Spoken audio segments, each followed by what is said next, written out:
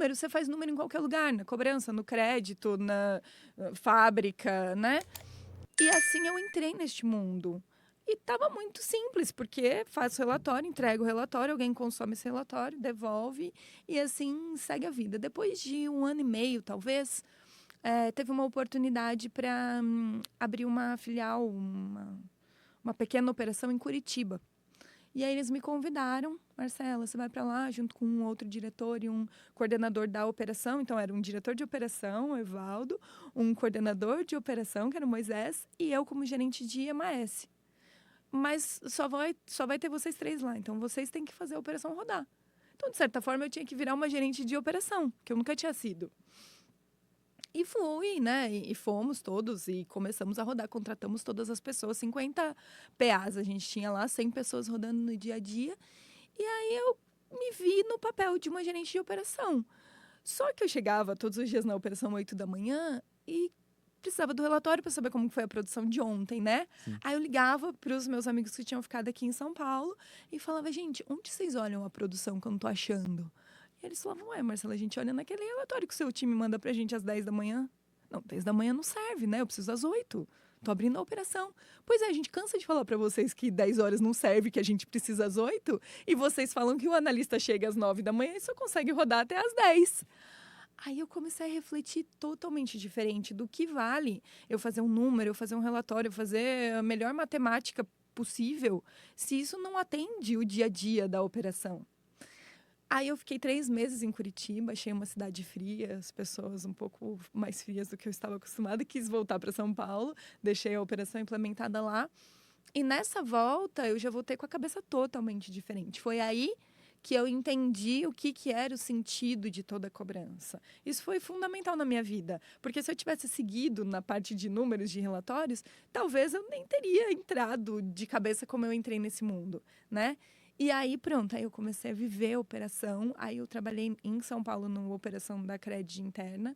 E depois eu saí e fui fazer a operação das assessorias, que foi quando a gente começou a externalizar os portfólios e mandar para parceiros fazer parte da cobrança que era toda feita internamente. Então foi aí. Me apaixonei. Difícil, né? Ninguém fala na faculdade, meu sonho é trabalhar com cobrança. Meu sonho é ligar para cobrar Meu alguém. sonho é ligar para cobrar alguém. Não posso dizer que eu me apaixonei, mas eu posso dizer que eu encontrei um sentido no que eu estava fazendo, para onde eu estava entregando e onde aquilo estava chegando, né?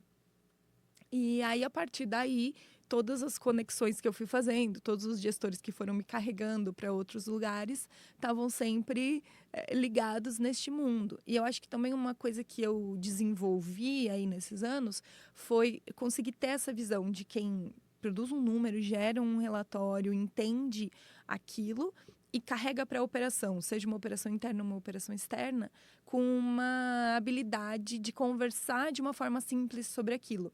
Então, ter um perfil que equilibra essas duas coisas, hoje em dia, faz muita diferença, né? Porque se você só sabe fazer a operação rodar e não sabe olhar para os dados, ou o contrário, você sempre vai precisar de duas pessoas juntas ou de duas áreas se conectando. E quando você traz pessoas para este mundo que olham para as duas coisas de forma equilibrada, vai gerando resultados talvez com mais praticidade, vamos colocar assim. O que é legal é que, assim, você trouxe sobre uma perspectiva diferente, porque normalmente as operações têm briga entre planejamento e operacional. E você ser um conciliador, porque você viveu o outro lado, faz total diferença, porque você entende, poxa, era às 10 e às vezes eu ficava aqui, não, meu analista só vai entrar 9 horas, como é que eu vou entregar? Ter essa percepção e fazer essa integração, muitas das vezes facilita, às vezes evita conflito, consegue ter um engajamento maior da operação em fazer a operação por um todo, não somente um lado, para que chegue no resultado comum e não somente, fiz minha parte, que é entregar o CPC e entregar o relatório. Você se vira aí agora a operação. Eu colocaria isso em duas perspectivas diferentes. Assim, primeiro que, de fato, a gente acaba consumindo pelo dia a dia, nos colocando muito no lugar do outro, né? Sim. Então, essa história que eu contei, para mim, eu estava entregando meu relatório. Se o outro estava recebendo e funcionando ou não, tanto faz. E quantas vezes na vida a gente faz isso? Eu fiz minha parte aqui, eu entreguei a mensagem que eu queria entregar. Se o outro entendeu ou não, problema dele. Então, acho que isso, se a gente conseguisse respirar um pouco e entender a diferença que isso faz, a gente conseguiria melhores conexões dentro das empresas. Mas um outro ponto, quando você fala da gente evitar conflito, às vezes a gente tem que provocar um pouco o conflito, porque o conflito pode ser bom também. Sim. Desde que seja o pé na bola, né? Um conflito de, olha, você trouxe aqui uma fila de cobrança que eu não concordo, porque eu tô vendo que o cliente precisa de outras regras que não estão aparecendo. E aí você vai falar, mas é assim.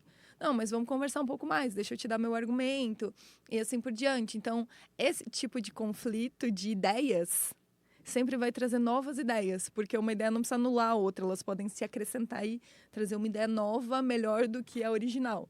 Então eu gosto também dessa parte de... Eu aprendi a gostar, que isso era uma coisa que eu sempre fugi muito de conflitos por muitos anos, mas acho que nos meus últimos 4 anos de recovery, eu entendi que trazer o conflito para a mesa às vezes é bom para trazer novas perspectivas, novos resultados.